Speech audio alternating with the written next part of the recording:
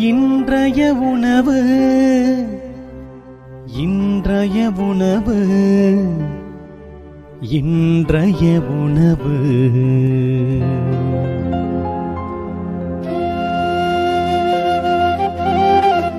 நற்செய்தி வழங்குபவர் தந்தை நிர்மல் ராஜ்.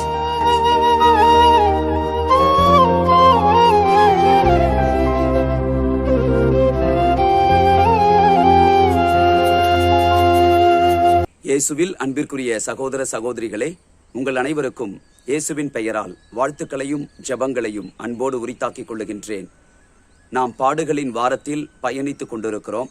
இன்றைக்கு ஏழைகளை குறித்து சிந்தித்து பார்க்க ஆண்டவர் நமக்கு அழைப்பு விடுக்கின்றார். ஆண்டவர் பெத்தானியாவுக்கு செல்லுகிறார். லாசரை அந்த ஊரில்தான் உயிர் திடச் செய்தார். அவருடைய சகோதரி மரியா மிக விலை உயர்ந்த நறுமண தைலத்தை கொண்டு வந்து பெரிய கூட்டத்திற்கு மத்தியிலே இயேசு இருக்கும் பொழுது அவருடைய பாதபடிகளில் அமர்ந்து அந்த தைலத்தை தன்னுடைய கூந்தலால் நனைத்து இயேசுனுடைய பாதங்களை கழுவுகின்றாள். அன்பிற்குரியவர்களே, தான் செய்த பாவத்திற்கு பிராயச்சித்தம் தேடக்கூடிய ஒன்றாக அந்த செயல் அமைகின்றது.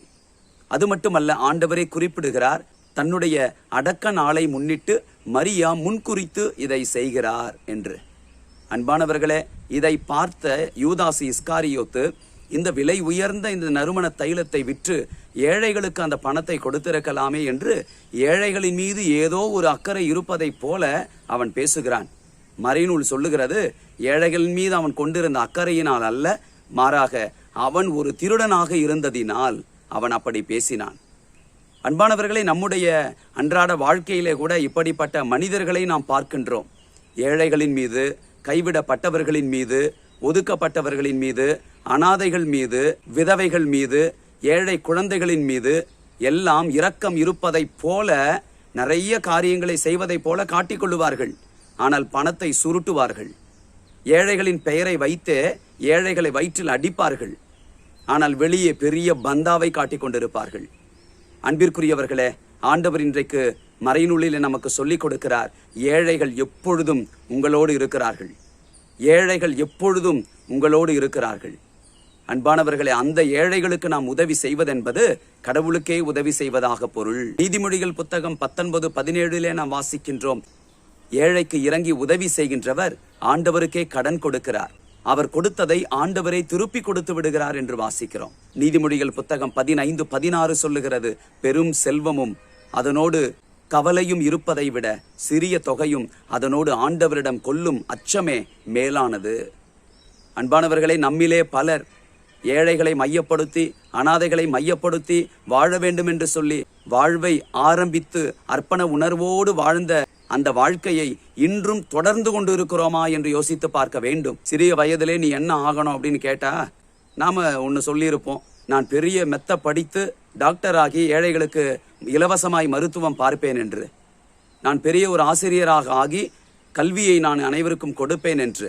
நாம் சிறு வயதில் இருந்த பொழுது நம் உள்ளத்தில் இருந்த இப்படிப்பட்ட எண்ணங்கள் இன்றைக்கும் ஓடிக்கொண்டிருக்கிறதா?